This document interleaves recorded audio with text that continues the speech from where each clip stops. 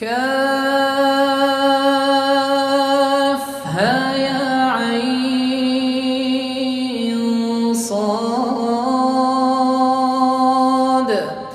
ذكر رحمة ربك عبده زكريا إذ نادى ربه نداء خفيا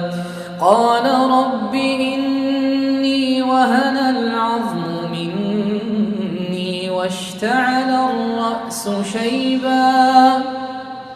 ولم أكن بدعائك رب شقيا وإني خفت الموالي من ورائي وكانت امرأتي عاقرا فهب لي من لدنك وليا يرثني ويرث من آل يعقوب واجعله رب رضيا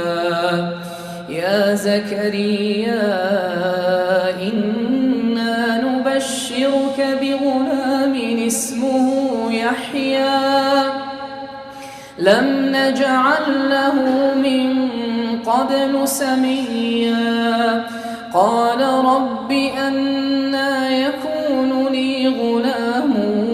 وكانت امرأتي عاقرا وقد بلغت من الكبر عتيا قال كذلك قال ربك هو علي هين وقد خلقتك من قبل ولم تك شيئا قال رب اجعل لي آية قال آيتك ألا تكلم الناس 3 ليال سويا فخرج على قومه من المحراب فأوحى إليهم أن سبحوا بكرة وعشيا يا يحيى خذ الكتاب بقوة وآتيناه الحكم صبيا وحنانا من لدنا وزكاة وكان تقيا وبرا بوالديه ولم يكن جبارا عصيا وسلام عليه يوم ولد ويوم يموت ويوم يبعث حيا وسلام عليه يوم ولد ويوم يموت ويوم يبعث حيا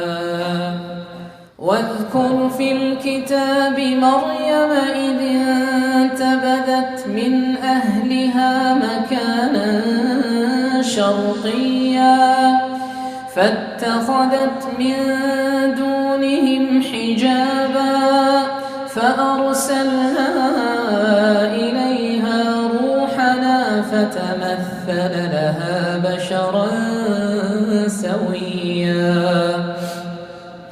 قالت إني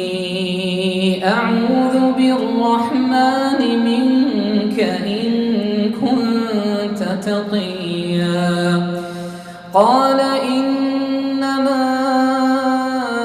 أنا رسول ربك لأهب لك غلاما زكيا قالت أنى يكون لي غلام ولم يمسسني بشر ولم أك بغيا قال كذلك قال ربك هو علي هين ولنجعله آية للناس ورحمة منا وكان أمرا مقضيا.